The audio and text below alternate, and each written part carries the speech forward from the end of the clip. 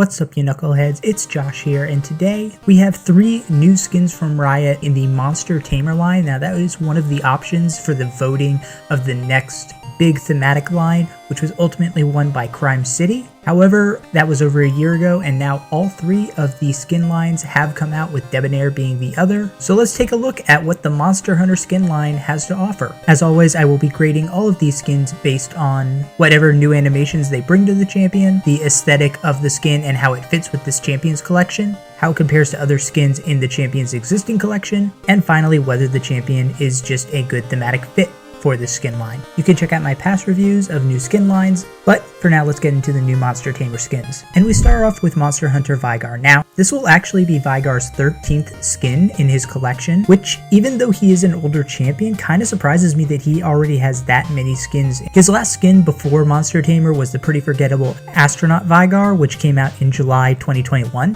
Now, with so many skins, Veigar does have a deep roster of skins to choose from, and he also has some very high tier skins, particularly Final Boss Veigar, Leprechaun Veigar, and Bad Santa Veigar, which means this skin has a lot of tough competition if it wants to earn an A grade. And I'm sorry to say that this does not even come close to doing that. First of all, just to address the elephant in the room, this does not fit the theme of Monster Tamer.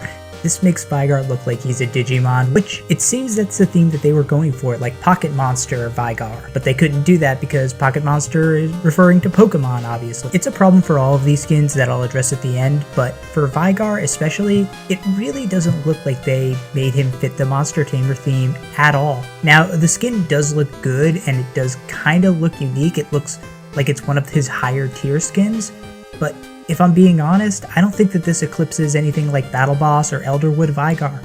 Riot, I'm sorry, but I gotta give you a D on this one. I just do not think that this fits the theme, and I'm really not seeing why this is a must-buy for a Veigar main. Kog'Maw is the second champion to get a Monster Tamer skin, and this skin looks absolutely adorable on him. Now, this is going to be Kog'Maw's 12th skin overall. His most recent skin, B-Maw, was released in March of 2021.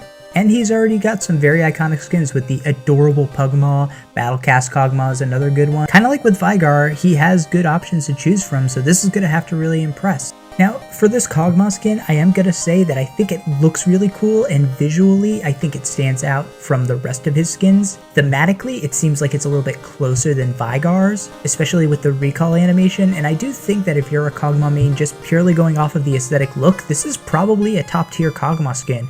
But again, it doesn't quite fit the Monster Tamer theme. I feel like Riot just could have done a little bit better job of setting expectations. Again, if this was like a Pocket Monster or a Mini Monster theme, I think that would be actually the perfect name for this skin line, Mini Monster Kog'Maw.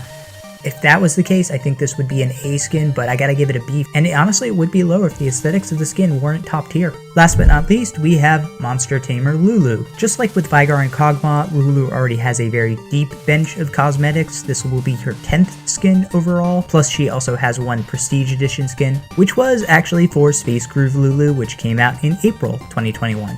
Lulu is probably the best representative for a Monster Tamer skin because she does have a familiar with picks. And like with Kog'Maw, I do think that this is a very cool looking and unique skin for Lulu.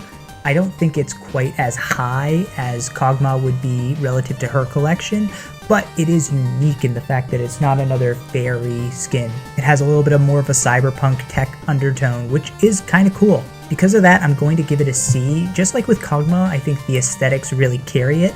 The only difference between Kog'Maw and Lulu is that Lulu already has a lot of very, very good skins to choose from, whereas Kog'Maw has just basically 1 or 2.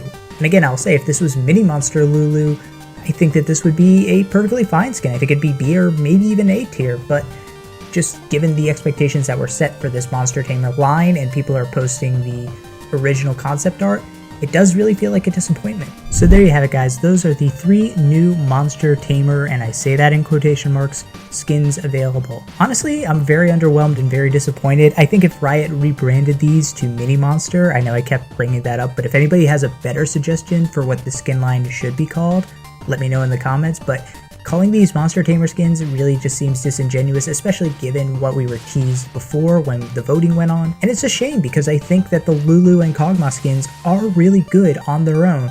But again, this is an example of needing to manage expectations. If these weren't called Monster Hunter skins, I think a lot of people would be happy with them.